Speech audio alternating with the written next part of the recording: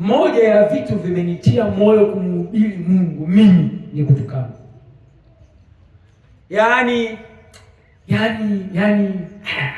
Yaani mimi mtu akinitukana kwa sababu ya Mungu, yaani tena bora mtu ambaye akisema aisee umefanya vizuri, anaweza kama amenipunguza kasi, ila yeye ananiambia wewe mchungaji sijui nini, moyo wangu unafurahi kwa sababu kiko kitu juu yake yaani kuna kitu kimefanyika.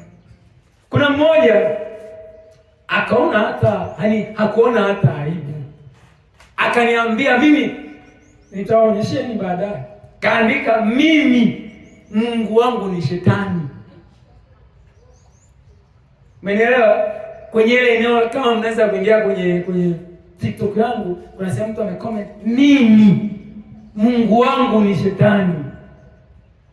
Kwa hiyo kama Mungu wake ni shetani, tutaongea lugha moja. Wewe ukisema Yesu nakupenda, yaani yeye anaona huyu mtu anaharibu vitu vyangu, hakuelewi. Nimejifunza mambo mengi sana.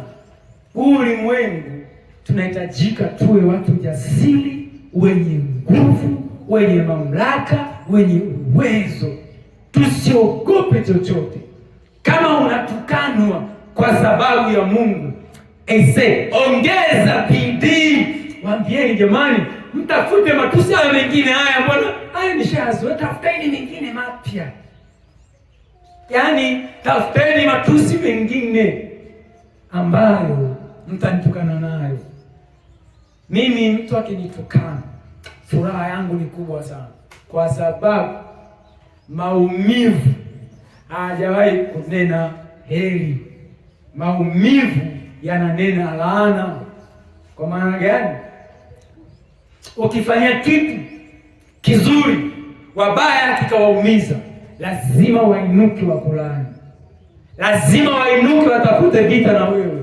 Sasa ukiona vita vinakuwa vingi, jipigie makofi, nimefanya kazi. Ukiona watu wanakutukana, yaani mtu hana hoja na ujumbe wako, hana hoja na maombi yako, na hana hoja na kwa nini upo unafanya hicho, ila yeye anakuataki wewe.